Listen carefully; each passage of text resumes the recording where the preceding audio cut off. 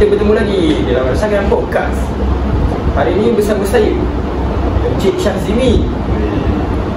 Terima kasih semua. Terima kasih Syazimi kerana telah menjemput saya untuk datang ke podcast hari ini. Okey, seperti yang kamu semua tahu, hari ini kita akan membincangkan tentang tokoh-tokoh bahasa Melayu.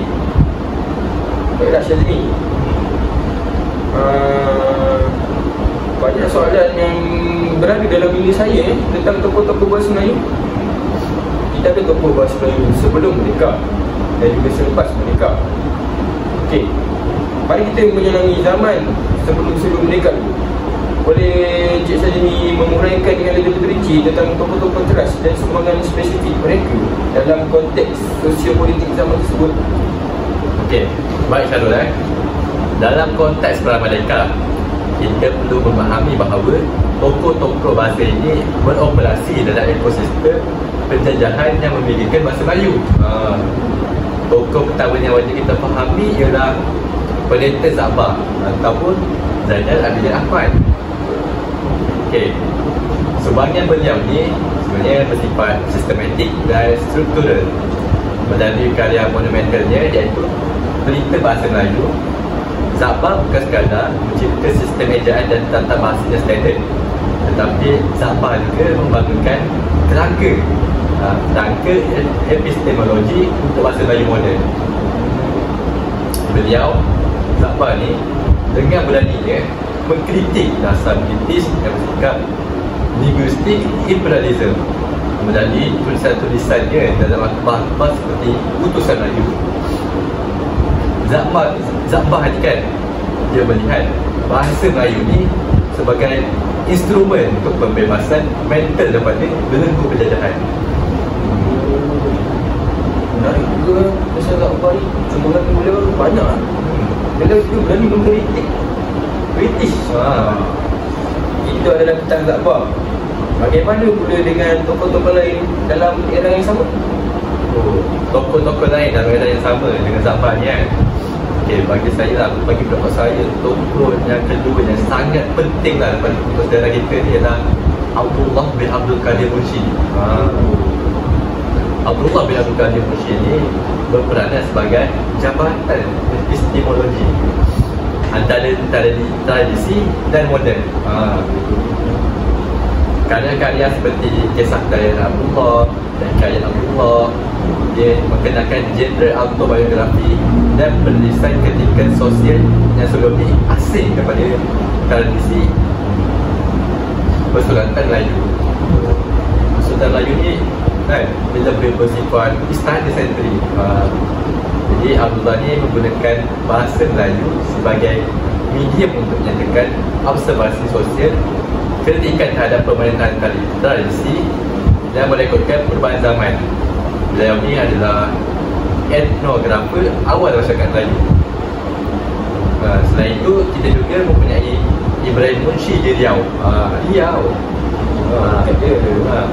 Ibrahim Munshi ni memainkan peranan penting dalam mengembangkan tradisi intelektual Melayu di pusat perkembangan bahasa Melayu klasik.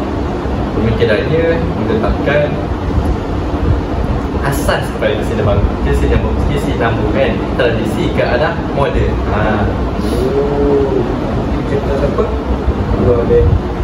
Dan juga Ibrahim Munshi yang berada di Riau, yang berasal dari Riau. Okey, daripada profil tokoh-tokoh ini, apakah tema atau paradigma pemikiran yang menjadi common denominator bagi era pra-merdeka? Tema pemikiran mereka sangat jelas, iaitu nasionalisme linguistik. Mereka ni menganut fahaman bahawa bahasa adalah jiwa bangsa. Pemikiran mereka ni bersifat reformis dekolonial. Mereka ni ingin membebaskan bahasa Melayu daripada belenggu tradisi kolon yang menghalang kemajuan, dan pada masa yang sama menolak pengaruh penjajah. Dan ciri-ciri khasnya adalah semangat anti penjajahan yang jelas dalam sebenarnya mereka, pendekatan struktural dalam membakukan bahasa, fungsi politikal bahasa sebagai alat perjuangan, dan kesiannya iaitu mereka melihat potensi bahasa Melayu sebagai bahasa moden walaupun dalam keadaan yang serba kekurangan. Walaupun pada zaman-zaman dulu mereka dah fikir jauh ke depan. Mereka dah fikir bahasa ni akan jadi apa pada masa akan datang lah. Jauh dah orang fikir. Okay. Baiklah, mari kita beralih ke segmen yang seterusnya, iaitu tokoh selepas merdeka. Setelah merdeka, dengan terbitnya institusi seperti Dewan Bahasa dan Pustaka, bagaimanakah perubahan landscape ini mempengaruhi peranan dan pendekatan tokoh-tokoh bahasa tersebut? Padahal keadaan pasca merdeka ni menyaksikan transformasi dramatik dalam perjuangan bahasa. Bahasa Melayu ni bukan lagi sekadar alat perjuangan politik lah, tetapi telah menjadi bahasa institusi, bahasa kebangsaan, bahasa rasmi dan bahasa adat. Tokoh-tokoh di era ini beroperasi dalam kerangka negara bangsa yang telah merdeka. Sebelum ni kan diorang masih belum merdeka, artinya sekarang dia dah telah merdeka. Tokoh utama untuk era ini bagi saya adalah Prof. Emeritus Dr. Awang Sarian. Beliau ni adalah arkitek pada banyak dasar bahasa moden. Banyak bahasa moden ni dia lah orang yang merangka benda ni. Sebuah yang beliau bukan sekadar untuk akademik, tapi bersifat aplikatif dan meluas. Melalui buku-buku seperti 5 Peringkat Amalan Membina Bahasa dan Cinta Bahasa, Awang Sarian ni membangunkan kerangka filosofi praktikal untuk pemangkasaan bahasa Melayu. Awang Sarian ni juga aktif dalam memperjuangkan bahasa Melayu dalam domain tiga-tiga seperti sains, teknologi, undang-undang dan pentadbiran. Besar sumbangan Profesor Emeritus Dr. Awang Sarian ni. Karya-karya dan tulisan beliau juga untuk memperkasakan bahasa Melayu sangat tinggi. Selain Profesor Awang Sarian, siapakah lagi tokoh penting dalam pasca merdeka dan apakah sumbangan unik mereka? Pada pandangan saya lah Syarul, tokoh kedua yang sangat penting ni kan Prof. Dr. Nik Safiah Khalil. Prof. Dr. Nik Safiah Khalil ni sebagai beliau ni kan dalam bidang linguistik Melayu moden amat monumental. Nik Safiah Khalil dan rakan-rakan dia, rakan-rakan seperjuangan dia telah menghasilkan tata bahasa dewan, iaitu sebuah karya yang menjadi kitab suci tata bahasa Melayu moden. Karya ni bukan sekadar teks, tapi merupakan standard rujukan yang menyatukan pemahaman tentang sistem bahasa Melayu di seluruh negara. Peranan Nik Safiah Khalil ni dalam memudahkan pendekatan pengajaran bahasa Melayu juga amat besar. Okey. Walaupun macam tu, kita juga tidak boleh lupa pada tokoh seperti Prof. Dr. Asma Haji Omar. Prof. Dr. Asma Haji Omar ni banyaklah menyumbangkan dalam bidang perancangan bahasa dan sosiolinguistik. Serta kita tak dapat boleh lupakan juga kepada Datuk Hassan Ahmad yang mempertahankan maruah bahasa Melayu dalam pelbagai kontroversi bahasa. Tokoh-tokoh merdeka ni? Itulah. Okey, mari kita lihat daripada analisis Encik Syazmi, apakah perbezaan paradigmatik yang ketara antara dua era ini dari segi pendekatan, strategi dan juga cabaran? Biar saya fikir dulu Syarul kan. Bagi saya lah perbezaannya amat mendalam dan bersifat paradigmatik. Okey, kalau kita bincang tentang dari segi pendekatan kan, kalau perang merdeka ni pendekatan dia lebih kepada reformis individual, iaitu tokoh-tokoh ni kan dia berjuang secara lebih personal. Dia berjuang sendirian tak. Tapi kalau kita lihat untuk pasca merdeka pula, bentuk pendekatan dia lebih kepada institusi dan kolektif, iaitu perjuangan melalui institusi seperti DDP dan universiti. Maksudnya sebelum mereka ni dia tak meluas lagi lah. Betul lah. Lepas mereka ni dia buat penulisan semua juga. Okay. Tapi sebelum tu kita tengok daripada segi strategi. Dari segi strategi pula, kalau perang merdeka ni dia strategi dia adalah untuk membina asas untuk bahasa Melayu seperti ejaan, tata bahasa dan kata-kata. Tapi kalau lepas pendidikan ni, dia strategi dia untuk memperkasakan dan mengembangkan bahasa Melayu.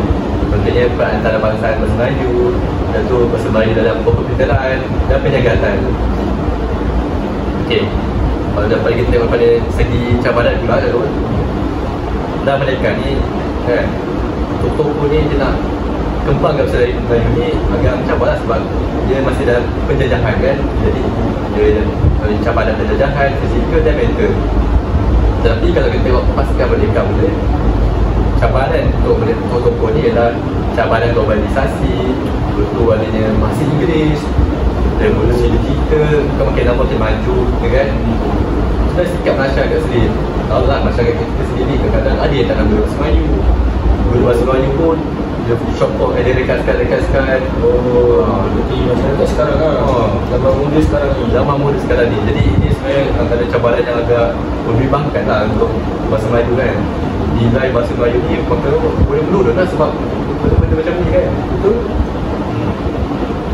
Okey, era pasca merdeka juga sebenarnya menyaksikan kemunculan cabaran baru seperti linguistik inferiority complex di kalangan sebagai masyarakat Melayu sendiri, yang di mana benda ni sebenarnya menyebabkan masyarakat Melayu ni sendiri memandang rendah terhadap kemampuan bahasa ibunda mereka. Masyarakat Melayu memandang rendah? Masyarakat kita sendiri lalu dia lebih mengagumkan bahasa kita sebenarnya kita punya bahasa Melayu sendiri lalu. Itulah kita mengambil antara cabaran-cabaran kita pada era sekarang ni tak betul. Bimbangkan juga.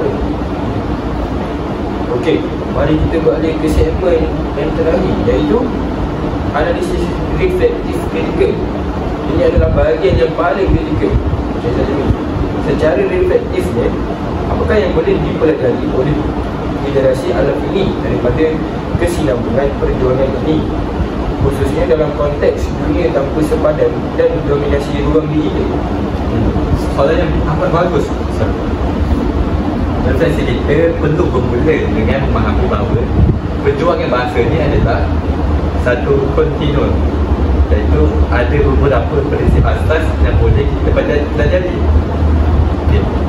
Yang pertama kan, prinsip adaptasi kontekstual.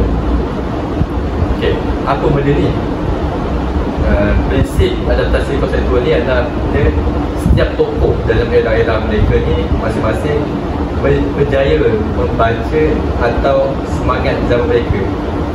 Okay, contoh, Sabah memahami konteks penjajahan, Abang Sadia pula memahami konteks pembangunan negara. Jadi kita perlu memahami konteks masyarakat berasaskan pengetahuan dan digital.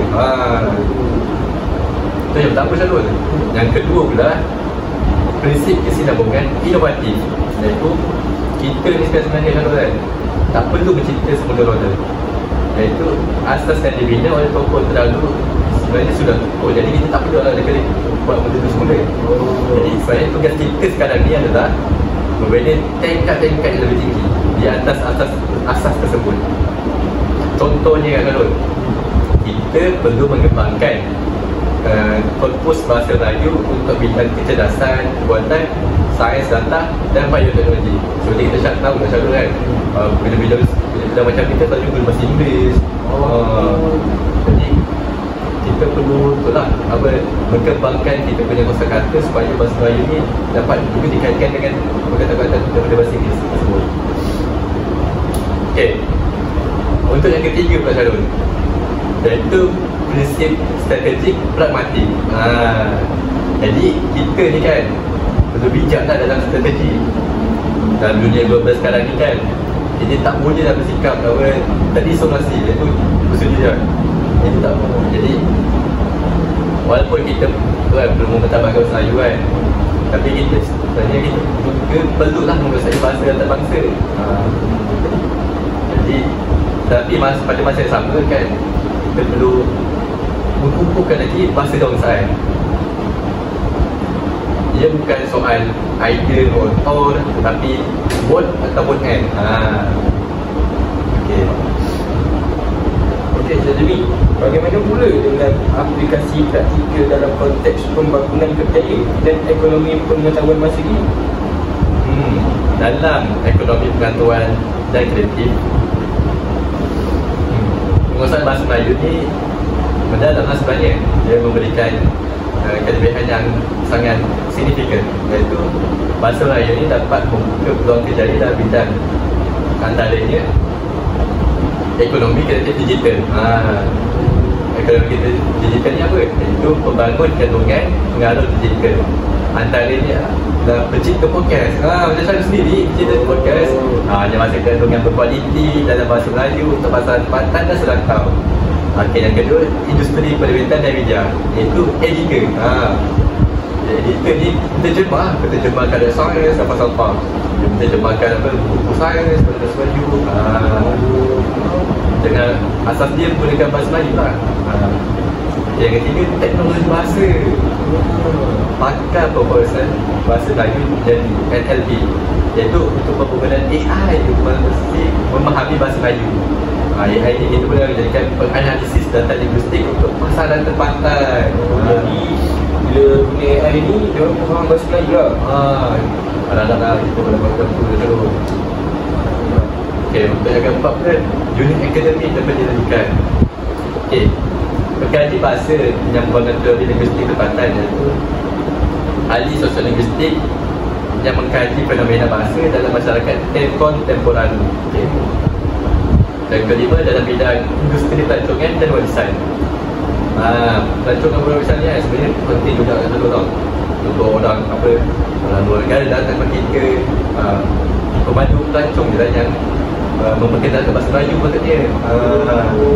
Dia nak memperkenalkan budaya kita. Kemahiran berbahasa yang tinggi ni kan sebenarnya melatih minat kita untuk fikir secara kritis, kreatif dan sistematik. Kemahiran ni lah yang sebenarnya paling dicari dalam pasaran kerja abad ke-21. Okey, macam ni.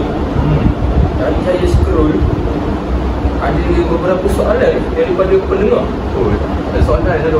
Boleh. Okey, soalan daripada Nuha. Daripada dari Pasir Kudak. Pasir Kudak. Sebagai generasi muda, apakah tindakan konkret yang boleh kami lakukan untuk meneruskan legasi ini dalam kehidupan seharian? Soalan yang sangat radikal daripada soalan dari Nuha itu. Okey, sebenarnya kali ni boleh bermula daripada perkara yang kecil, iaitu jadilah aktivis bahasa digital. Iaitu dengan kita ni kan sebagai generasi muda kan, iaitu memperbetulkan penggunaan bahasa yang salah dalam media sosial dengan cara yang berhikmat. Contoh soalan-soalan itu kita buanglah kadang-kadang contoh dia short form, lepas tu kita buanglah untuk mengkabarkan bahasa Melayu. Okey, yang kedua untuk soalan Nuhan ni kan, iaitu kita menghasilkan kandungan yang berkualiti. Iaitu kita sokong dan hasilkan podcast, macam video artikel yang menggunakan bahasa Melayu yang bermutu.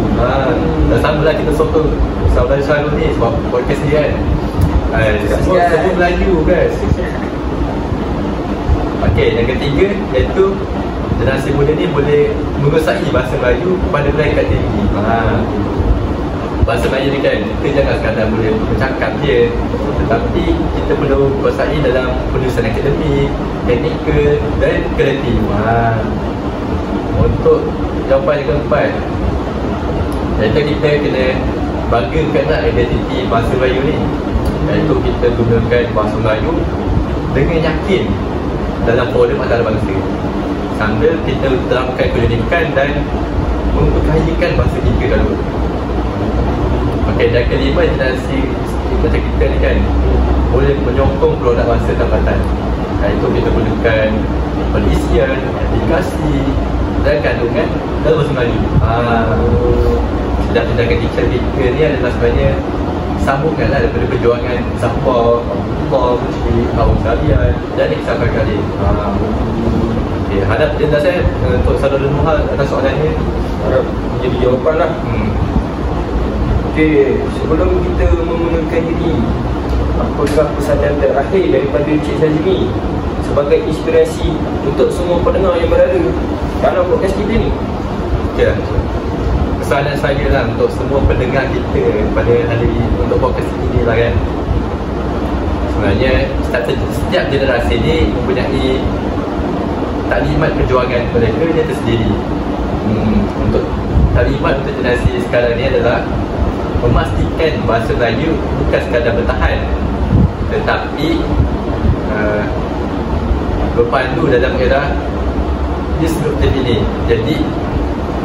Jadilah arkitek bahasa untuk zaman kita, warisi semangat tokoh-tokoh kita yang terdahulu,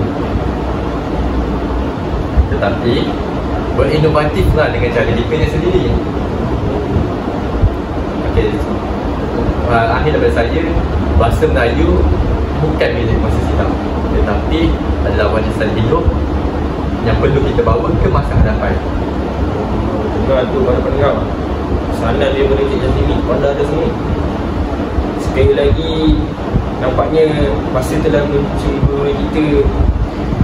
Okay, sekali lagi saya ucapkan ribuan terima kasih yang tidak terhingga kepada rakan saya, rakan podcast kita Cik Jazimi, atas perkongsian yang syarat dengan ilmu, refleksi ketika dan inspirasi pada hari ini. Terima kasihlah kepada Syarul. Terima kasih Syarul. Dan semua kepada semua pendengar.